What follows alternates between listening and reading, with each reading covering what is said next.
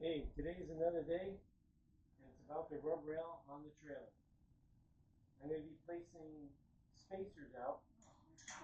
Start to show Miss Puss in Boots. She is at my feet. She is my kitty Puss in Boots. But I took a measurement from another trailer, and the distance between the inside of the outside of the actual frame of the trailer to the inside of the rub rail is 1 7/8 of an inch. So it's 1/8 of an inch shy of 2 inches. And I will be placing them every 2 foot. So I will be following the cross rails that are on here all the way through the trailer, except for when I get down where the cradle is. I'll still continue to carry every 2 foot because it's all different through that section. So what I'm going to do right now is I'm going to be cutting the square stock that I have that was given to me by my buddy Daniel, and I'll be cutting them at 1 7/8 of an inch long, and then welding them up, hopefully. So I'm going to take you along here with me, show you the other material, which is here on the floor. Yeah, there it is. There are 3 strips, and based on those 3, it should get me down both sides of the trailer. I'm sure it will. If not, well, I guess I'll have to order some more material. So right now, heading over to my bandsaw. I don't know, it's horizontal and vertical bandsaw. And that particular one is made by Grizzly, and I like it. I should have gotten a bigger one, but who knows? You know, I bought that probably in 2007. I bought all this equipment then. I like Grizzly's equipment, and once again, I'm not being sponsored, but it would be nice. I would order more of that stuff, but and the adjustment shock, actually based on pressure, will allow the speed of it, or practically no speed. But in any event, I'll bring it down to where I need it. And there's adjustments, a few of them on this machine. And one of them is that.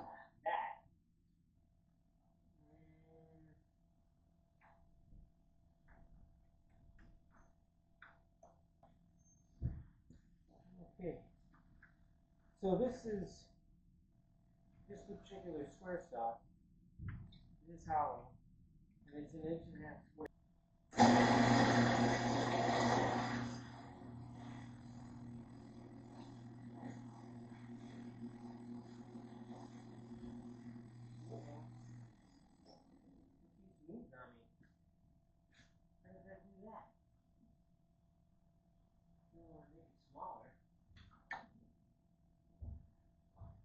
There's a burr on there.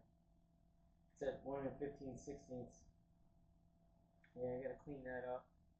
I want them all the same. So, in the meantime, you get the gist. And once I have 32 pieces cut, hopefully, I have enough material for 32 pieces.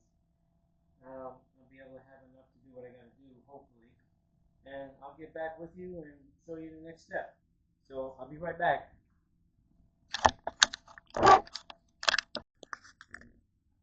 Okay, I am back, and there she is inspecting. She's in charge once again. And I think it's lunchtime for Miss Puss in Boots. She just overlooked. She's giving me the tail wave saying, okay, you're good to go. So what I just got finished cutting all 32 pieces of the spacers. And what I decided to do is weld them in place, spaced out every 2 feet. I believe it'll be easier if I do it like that first. Then I can attach it to the side rail of the trailer. So that is my goal, to make that happen. And hopefully it actually makes it easier for me to actually do that when it comes to putting it on the trailer. Let's see, when this flat part is against the trailer and having just under 2 inches of space, I believe it would be hard to cut and put on there. And I still yet to just place, if you'll be able to tell, just past the jack handle, yeah, that strip right there. So I got to place the other pieces on there, and then once they're all welded on, I got to weld the 8-foot piece to the 20-foot piece, and I don't think it'll be that hard to be right back with you.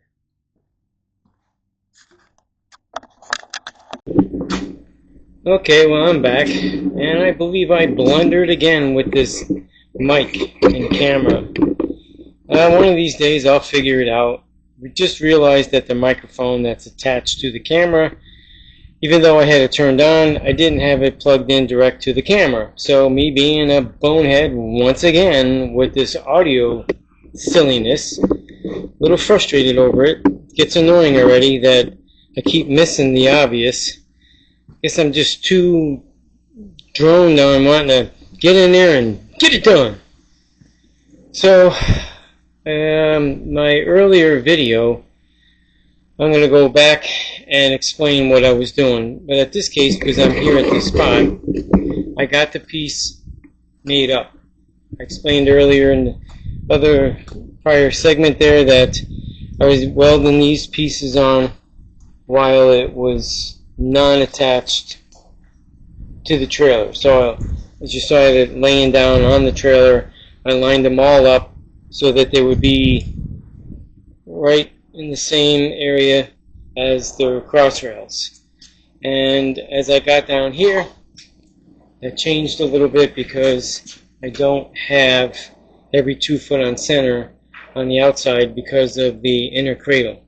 So all that is there, all these pieces are there, and right to the very end of the flat section of the trailer. I'm going to be doing the other part afterwards. But I wanted to show how I actually have it jigged up. Got a jack with the I-beam on it to hold it up where I believe it'll be. Over here I used a piece of the old trailer. I had a chain wrapped around it, still do have a chain wrapped around it, so that once I had it to the edge and I went and flipped it over or dragged it over, I didn't want to lose it. I didn't want it to end up on the concrete. And over here I used the old jack that was on the trailer. That I thought was pretty cool, and I got it up where I want it, and then I put a clamp there so that the clamp now is holding that in place, and I will start at the very first mounting area and weld that in and tack a few of them and make sure they're going to run consistent before I weld it in solid. So I'm going to go back a little bit. I'm going to unplug the power to this thing and explain what I ended up doing earlier. I went and measured, oh, where is that piece? Measured a friend's trailer, the rub rail that they have on their trailer that came from a factory, and the distance between here and here was 1 7/8.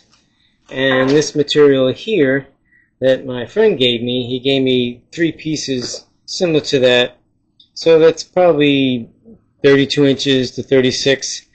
So I went and set it up on my Grizzly vertical horizontal bandsaw, which I mentioned earlier, knowing now you didn't hear it, that once again, not being sponsored by Grizzly, so I had it all set up, and even with the stop that comes with this machine, and obviously set it up and cut 32 pieces. Well, actually 33, because the first one I think was a little too short.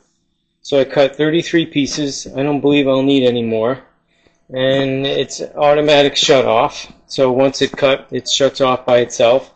So each time a piece was cut, I'd set up for another piece to cut, and then I'd go over to the grinder and I would take the edge off all the way around both sides. So once they were done, I explained earlier that I was going to weld them all in place and then get back to the video and show the next step, and that step is what I'm doing right now. And I am going to set this up on the stand and show you what I'm going to do, and then once you kind of got the gist of it, I'll put you on hold and get back to you.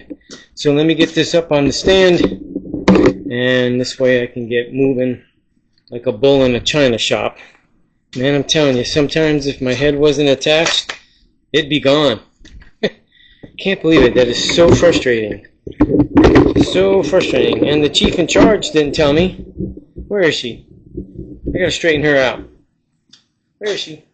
This very end over here, once a couple of these, or a few of these, are at least welded and tacked up, then I should be able to put a little heat to the end and then tap that in and weld it. So the end of the rub rail itself will be directly attached to the front frame of the trailer. Yeah, that's the plan. The diameter of the square stock isn't 2 inches. The outside rub rail, so the same.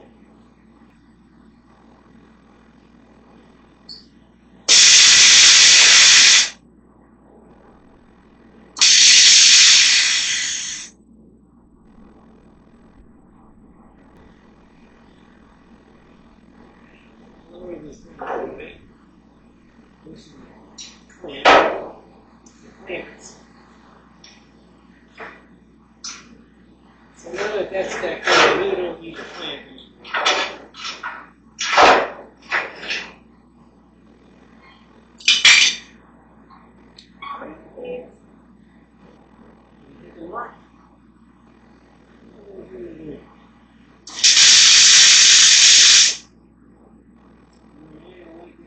I'm going to get that metal brace out of the way, or at least try to lower it some.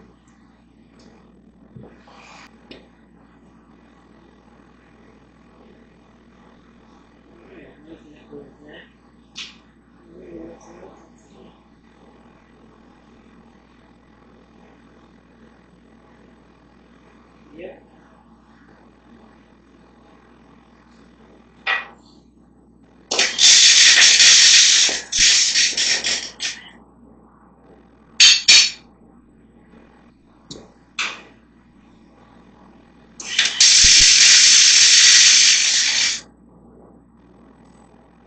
Kind of like that. But you get the gist. So I'm going to weld all this up. I'm going to tack weld it. And then make sure it's fitted the way I want it, in case I have to make any adjustments up or down. And go and weld it all the way around. This will actually be 16 of them, I believe, because there's 32 after that. 16. I don't need this over here anymore.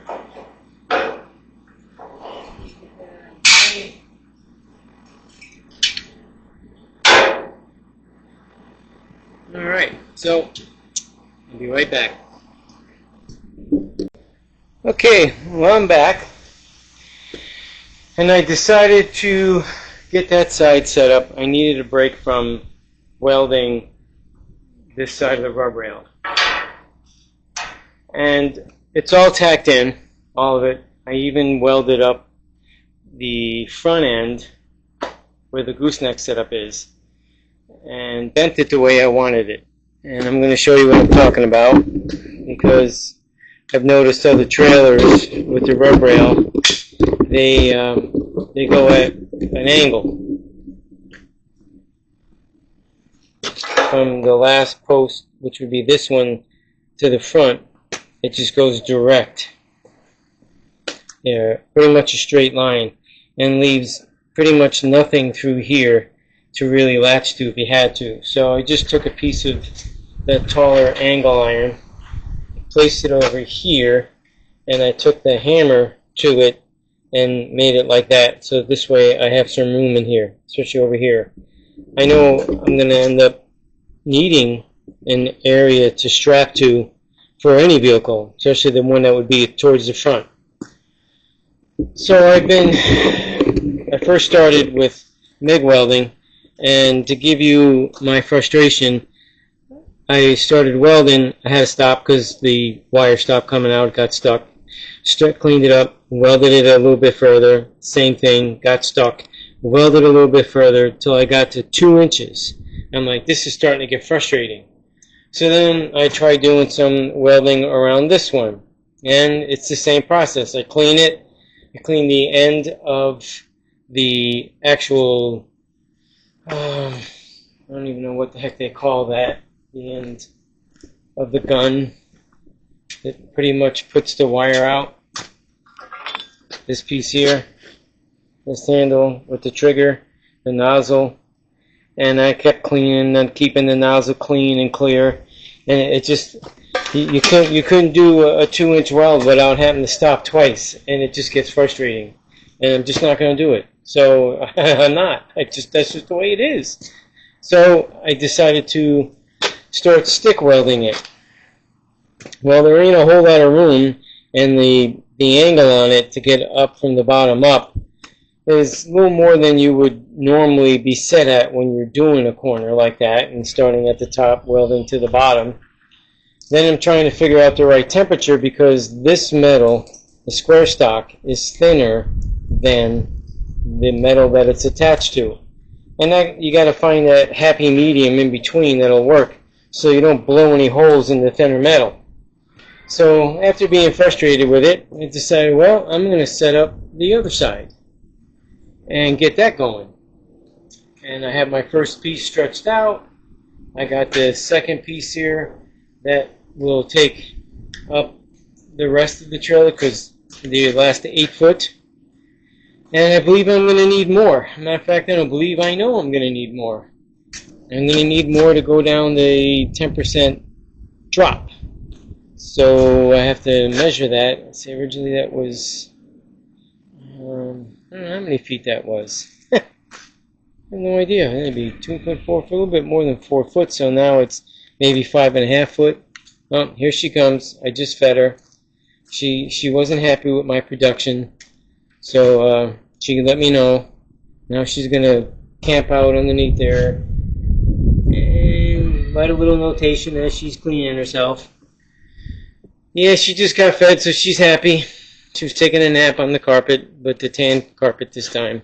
So I'm going to set you up on the stand, and I'm going to put all of the 1 7/8 inch pieces in a row, where they belong. So that's what I'm going to do right now. Zoom in just a little bit more. Okay. I will use the MIG welder for this. It's a little more controllable when you're doing it in this direction. She just came over to reprimand me, and now she set her piece.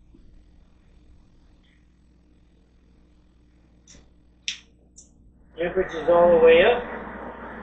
I'm going to bring my wire feed speed up a little bit more. Maybe I can move a little bit quicker. Let's see how that works. Okay, compressed gas is on. Let's go to town. Center this.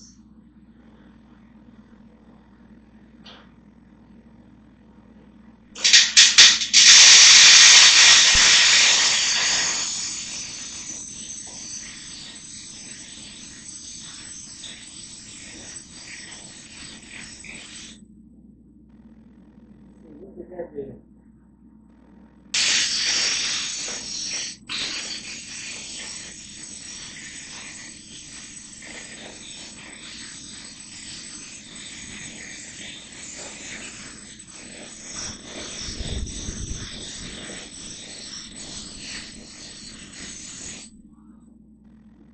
We didn't quite make it all the way.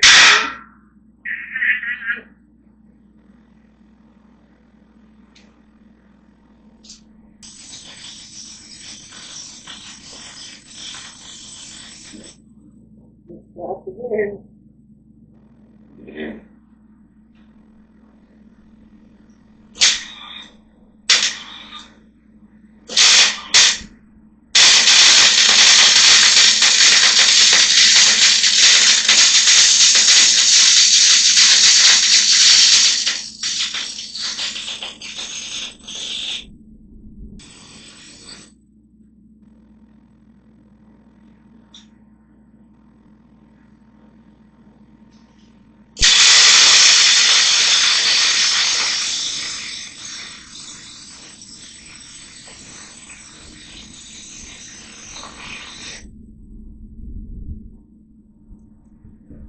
I know I'm not welding too close.